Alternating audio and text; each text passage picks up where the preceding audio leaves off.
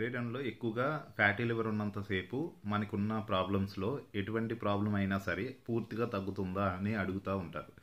నేనేం చెప్తానంటే మీలో బాడీలో ఉన్న ఏదైతే మెకానిజం ఉంటుందో మెయిన్గా మీ బాడీకి అన్ని రకాలుగా సపోర్ట్ చేసేది లివరే.